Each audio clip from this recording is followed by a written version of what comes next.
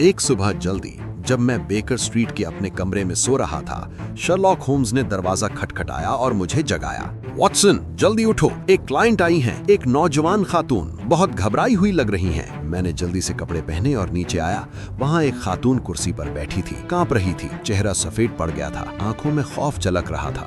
उसने अपना नाम हेलेन स्टोनर बताया। वो स्टोक मॉरिन नामी एक पुराने जागीरदाना घर में अपने सौतेले बाप डॉक्टर ग्राइम्सबी रॉयल्ट के साथ रहती थी। हेलेन ने कहानी सुनानी शुरू की।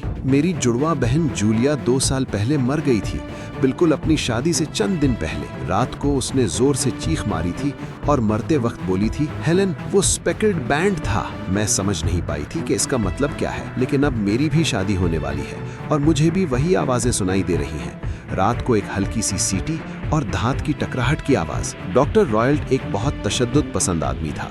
वो भारत से वापस आया था, जहां उसने एक कत्ल किया था।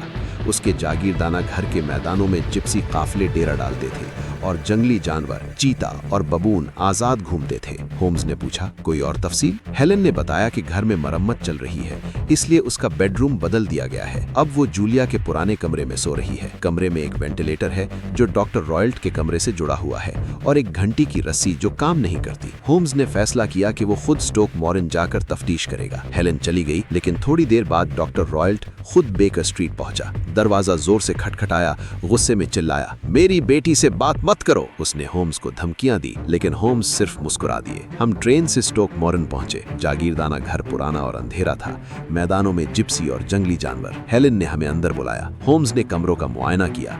बेड वेंटिलेटर के बिल्कुल नीचे फिक्स था, घंटी की रस्सी जाली थी, टेबल पर दूध का प्याला और पड़ोस के कमरे में एक तेजाब। होम्स ने सब समझ लिया।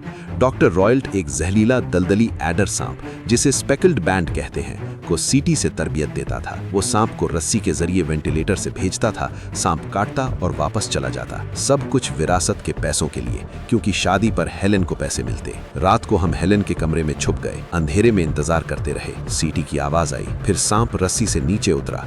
होम्स ने अपनी छड़ी से सांप पर वार किया। सांप गुस्से में वापस चढ़ गया और डॉक्टर रॉयल्ट को काट लिया। हमने जाकर देखा, रॉयल्ट कुर्सी पर मर्दा बैठा था, जहरीला सांप उसके सर पर लिपटा हुआ था। हेलेन बच गई और राज हल हो गया। ये थी वो खौफनाक कहानी जिसमें शर्लॉक होम्स ने एक जालिम सौतेले बाप की साजिश को नाकाम बना दिया।